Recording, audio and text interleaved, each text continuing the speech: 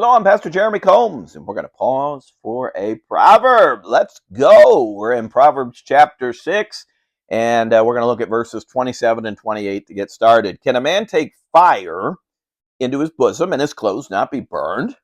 Can one go upon hot coals and his feet not be burned? You know, in Bible days, fire was both a necessity and a great danger that people lived with every day. They used fire, of course, to heat their homes, to cook their food. Even they had to sanitize their water. We use heat in the same way today, but with obviously much safer means as we've had the technological advances to do so. Still, there's always the dangers of in your kitchen. You think of a grease fire, you think of cords that are overheating, happens especially in these cold snaps, and also great electrical surges. We therefore, even in our homes today, we've got to be diligent with how we handle fire or electricity. The basics of this verse is simple. It's don't play with fire.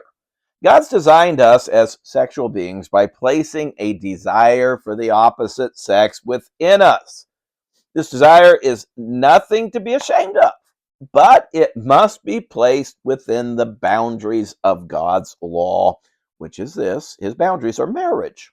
As fire outside of a burn pit is dangerous, so is intimacy outside of marriage. So be pure today and save yourself for your marriage partner and them alone. It's the greatest of joys to be able to share yourself with your spouse and with them alone. So don't play with fire. Keep it where it needs to be. Proverbs chapter 6 and verse number 29 says this: So he that goeth into his neighbor's wife, whoso touches her, shall not be innocent. That's pretty clear, isn't it? Men do not despise a thief if he steal to satisfy his soul when he's hungry.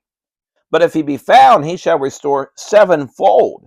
He shall give all the substance of his house. As a society today, we have at best tolerated sin, and at worst, we have fostered it. We've nurtured it. Many excuse their immoral behavior by making statements like, well, we just got carried away, or in the heat of the moment. No, the fact of the matter is that sin is not accidental. Sin is a choice. In fact, it's often a series of choices. Immorality doesn't just happen. It begins with a look, and then we begin to covet what we do not have, which then leads to lust and so forth. This is why Solomon says the immoral person is not innocent.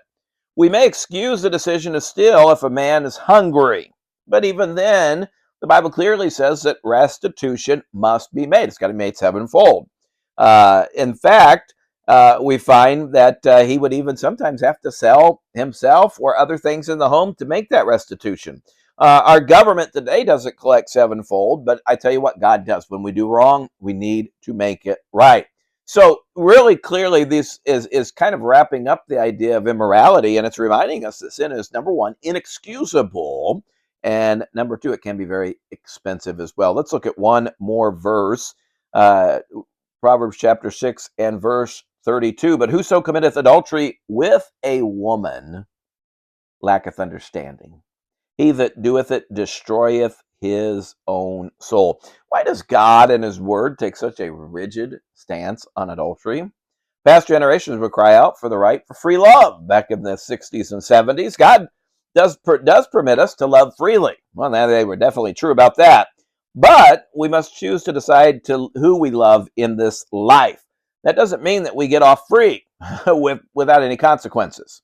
Here, Solomon continues to fill out the rap sheet on adultery with two more charges or consequences that come. First, immorality exposes you. Specifically, exposes your relationship with God. It's interesting that the words committeth adultery doesn't just mean adultery, but also apostasy.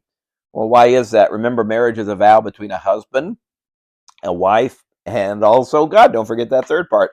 And any part we play in destroying that process is an act against God, meaning we are not right with him. Adultery exposes, but it also executes or destroys your soul. Adultery destroys God's covenant, which is marriage, and it desecrates his temple, which is your body. And so make sure, if you're around fire, Don't play with it. Be safe. God bless you. We'll see you next time.